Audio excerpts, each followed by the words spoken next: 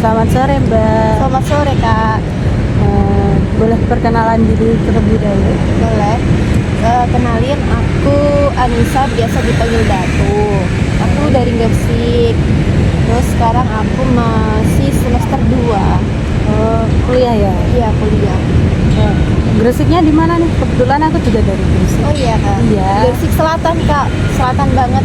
Perbatasan Lamongan sama Mojokerto. Gresik di Balong Panggang. Oh, Balong Panggang. Tuh aku deket sama Balong Panggang, tapi nggak deket-deket banget sih, ngelewati 2 kecamatan dari sana. Oke, sebelumnya saya juga mau perkenalan diri dulu. Jadi kenalin, saya Khalifa, Mbak Datu bisa panggil saya Kak Iva atau Mbak juga tidak apa-apa. Senyamannya Mbak Datu aja. Oke. Tadi Mbak Datu sebelum kesini kemana dulu nih kalau boleh tahu?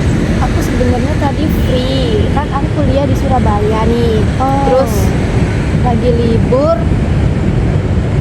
PP jadinya langsung sini, Gresik ke sini. Emang cuma PP hari ini atau biasanya PP? Biasanya PP sih. Oh, PP. Iya. Pernah ngerasa capek nggak pas PP? Belum pernah ngerasa capek, soalnya baru-baru ini sih, 1 mingguan lah. Sebelumnya- Enjoy banget ya PP? Iya, sebelumnya kan ngekos, kok malah jenuh, jadinya aku memutuskan untuk PP. Semangat. Semangat. Sebelumnya Mbak Datu pernah melakukan konseling nggak? Sebelumnya belum pernah melakukan konseling sih Mbak, cuma kali ya curhat-curhat lah sama temen-temen. Oke. Jadi belum yang konseling seperti saat ini belum ya? Belum pernah. Baik. Sebelumnya di sini saya mau ngejelasin dulu. Kita di sini Mbak Datu sebagai konseling dan saya sebagai konselor. Nah, kita di sini memiliki waktu sekitar 60 menit untuk Mbak Datu menceritakan semua hal yang ingin Mbak Datu ceritakan kepada saya, dan saya bakalan selalu mendengarkan apa yang Mbak Datu ceritakan, dan juga Mbak Datu bisa bercerita semua Mbak Datu tanpa adanya paksaan, dan juga mungkin Mbak Datu merasa tertekan atau juga malu, karena kita di sini memiliki asas keterbukaan yang bisa membuat Mbak Datu itu bercerita tanpa merasa diintimidasi atau yang lainnya. Dan juga kita ada asas kerahasiaan yang nantinya kalau Mbak Datu cerita kepada saya tidak akan membongkar semua identitas atau cerita yang telah Mbak Datu sampaikan kepada saya. Oke, baiklah Kak. Oke, aku lihat-lihat nih hari ini moodnya Mbak Datu kayaknya bagus banget. Iya, bagus. Soalnya habis hujan terus dingin, jadi ya Oke, suka ya sama hujan? suka banget Kak. Sama, kayak hujan tuh kayak bikin kita kayak tenang gitu kan. Iya, bener. Selain itu nih, Mbak Datu kegiatannya apa aja? Ini kegiatan apa? Selain kuliah? Selain kuliah, aku ikut organisasi, cuma masih belum hektik gitu ya, belum sibuk-sibuknya. Terus nggak ada sih, aku kuliah pulang gitu. Oh, tapi organisasinya berarti belum terlalu Sibuk. oh, belum Iya, belum terlalu sibuk. Oke. Jadi masih enjoy aja. Pak kuliahnya nih gimana nih? Sebenarnya lancar-lancar aja ya Mbak, baik-baik aja. Cuman sekarang kan lagi UAS. Nah, aku tuh gelisah banget Kak. Ya takut, karena aku rasa aku ngikutin UAS ini kayak nggak bener-bener ambis gitu. Soalnya kayak aku tuh kurang belajar gitu kan. Ke distract sama main sama teman-teman, terus ikut organisasi. Meskipun ikut belum sibuk banget kan, ada tugas gitu kan, ikut-ikutan. Terus aku ngerasa pasti nanti nilai ini turun dari yang sekian jadi sekian gitu kan. Terus pokoknya takut banget nilaiku turun drastis, karena ya memang aku ngerasa kurang, kayak aku ini kurang belajar gitu. Oke, jadi Mbak Datu itu karena lagi terdistract sama yang lain, jadi takut Kak ujian saat ini tuh bikin nilainya Mbak Datu turun. Iya. Tapi Mbak Datu itu juga belajar gitu nggak? Kalau belajar sih ya belajar, cuma kayak gimana ya, belajarnya tuh kayak nggak ambis banget gitu. belajar tapi sedikit kayak kurang paham gitu sama mata kuliahnya, jadi kayak aku UAS ini dapat nilai berapa ya, jadi takut kan. Oke gitu ya. Mungkin memang ini karena Mbak Datu sibuk ya, kegiatan ikut Iya, organisasi, main sama teman-teman.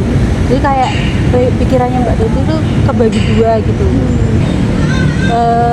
Apakah Mbak Datu setiap mau ulangan seperti ini tuh juga merasakan hal yang sama? Iya, aku kayak nggak konsisten gitu loh Mbak. Jadi kemarin itu waktu semester 1 itu ya lumayan bagus ya. Terus kemarin kan habis tes juga Mbak. Tapi nilaiku anjlok Mbak. Nggak turun dari semester sebelumnya. Nah untuk UAS ini kan nilainya belum keluar. Aku tuh takut banget kalau sama-sama anjloknya gitu. Bisa dibilang anjlok bagi Mbak Datu itu kayak itu, bisa dijelaskan? Anjlok maksudnya tuh nilaiku yang dari tinggi itu jadi nurun gitu loh.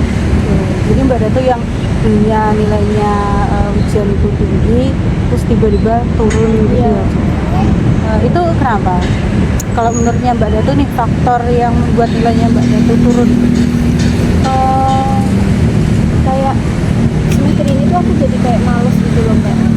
Kayak aduh aku males banget belajar sih belajar, cuma nggak terlalu ambis gitu. Habis kuliah buka buku enggak, cuma ya belajar gitu, cukup belajar. Terus juga tadi yang aku bilang ikut organisasi, meskipun masih belum sibuk-sibuknya kan, pasti kan udah ada tugas lah, divisi-divisi gitu. Jadinya aku lebih mentingin organisasiku timbang ini. Gitu ya. Jadi Mbak Datu itu lebih mementingkan organisasi ketimbang pelajaran-pelajaran yang mungkin bakalan keluar saat ujian. Saat ini gitu.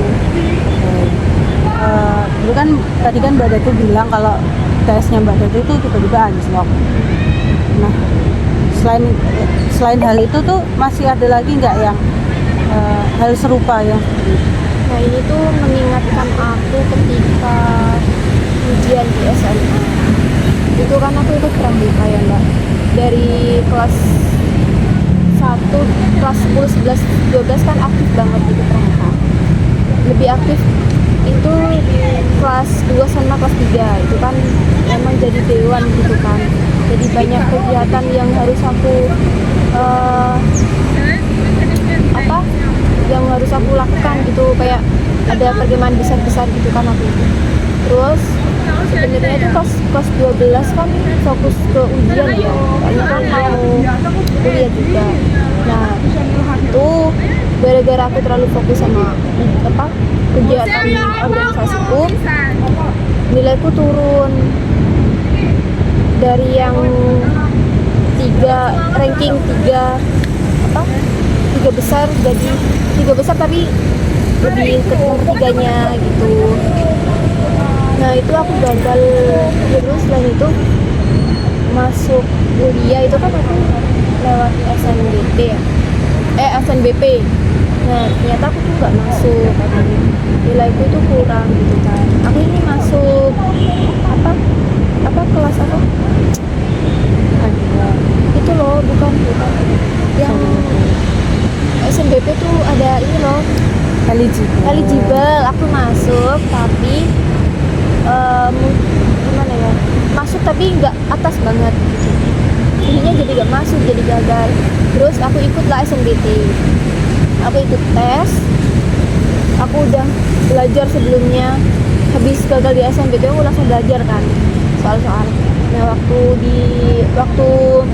SNBT itu aku lihat pengumuman tuh ternyata nilai itu kurang. Jadi aku kayak sedih banget gitu kan Mbak, bener-bener sedih. Aku males makan, kayak kok gini lagi gitu loh, jadi takut. Jadi saat ini semester 2 ini aku keinget sama yang kemarin-kemarin. Jadi Mbak Datu saat kejadian itu apa yang Mbak Datu rasakan? Ya pastinya sedih gitu ya Mbak, kok gagal lagi. Kok kenapa hal ini tuh terulang kembali gitu.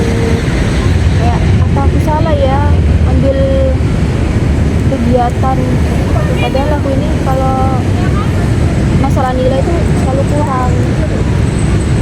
Jadi Mbak Datu itu merasa selalu gagal seperti itu. Iya. Eh, saya mau tanya, kegagalan menurut Mbak Datu apa itu kegagalan? Kenapa kok Mbak Datu bisa bilang kalau itu termasuk dari kegagalan?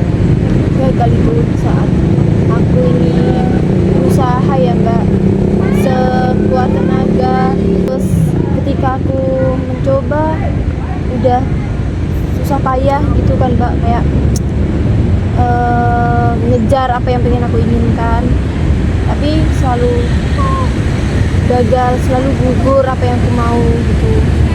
Baik, dari tadi tuh Mbak Datu berpikiran kalau Mbak Datu itu gagal. Iya. Tapi Mbak Datu pernah nggak berpikir kalau pikiran gagal tersebut itu malah membuat Mbak Datu merasa kalau Mbak Datu itu tidak cukup? Pernah sih Mbak, kayak apa yang aku usahain gitu ya buat ngeraih apa yang aku mau itu selalu gagal gitu. Jadi kayak usahaku ini sia-sia, apa yang aku lakukan tuh sia-sia, percuma aku ngelakuin apa aja tapi ujung-ujungnya gagal. Tapi Mbak Datu pernah nggak kayak ngelakuin sesuatu tapi malah nggak gagal? Jadi kayak apa yang Mbak Datu lakukan itu memang sesuai ekspektasinya Mbak Datu? Ya pernah juga sih Mbak, cuma nggak sebanyak gagalnya gitu. Bisa disebutkan? Iya pernah sih Mbak, jadi aku ini tapi ini organisasi Mbak. Aku tuh pernah jadi panitia jambore gitu ya. Perkemahan besar-besaran. Nah situ aku tuh jadi penanggung jawab gitu loh Mbak. Jadi aku ini yang megang teman-temanku. Terus waktu itu emang lagi chaos, lagi hujan lah apalah, tapi tetap aja aku senang soalnya ujung-ujungnya apa yang aku koordinasi sama teman-teman itu berhasil gitu. Ya, jadi Mbak Datu itu pernah melakukan sesuatu hal yang memang itu sesuai ekspektasinya Mbak Datu dan tidak bisa disebut sebagai kegagalan.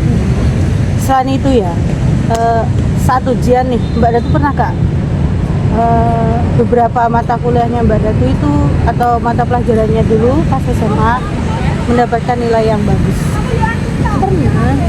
Pernah dapat nilai bagus. Ya mungkin aku lebih memahami materinya. Pelajaran yang aku paham materinya tuh pasti nilainya bagus sih Mbak. Tapi kalau nggak paham itu nggak bagus. Oke, tadi kan juga Mbak Datu bilang kalau Mbak Datu itu termasuk 3 besar. Nah, masuk dalam 3 besar itu menurutnya Mbak Datu gimana? Masuk 3 besar tuh jelas seneng banget ya Mbak. Dapat juara, terus ngerasa usahaku ini gak sia-sia, jadi pokoknya senang banget masuk 3 besar itu Mbak. Saat masuk 3 besar itu usaha apa yang Mbak Datu telah lakukan? Ya jelas aku lebih banyak untuk belajar gitu. Lebih banyak belajar, lebih fokus ke mata pelajaran, terus menyampingkan kegiatan-kegiatan aku yang aku rasa penting tapi tetap aku bagi gitu kan Mbak. Kalau waktunya belajar ya belajar, waktunya itu ya itu gitu. Jadi Mbak Datu, usaha yang Mbak Datu lakukan pas bisa mencapai 3 besar itu karena Mbak Datu lebih memfokuskan ke akademik ya daripada non akademik ya. Baiklah, mari kita ubah pola pikir Mbak Datu atau kita mereframe pola pikir Mbak Datu yang merasa kalau Mbak Datu itu gagal. Apa yang Mbak Datu pikirkan jika kegagalan itu bukan karena Mbak Datu, tapi karena Mbak Datu memang kurang dalam pengalaman? Aku tidak pernah berpikir seperti itu sih Mbak.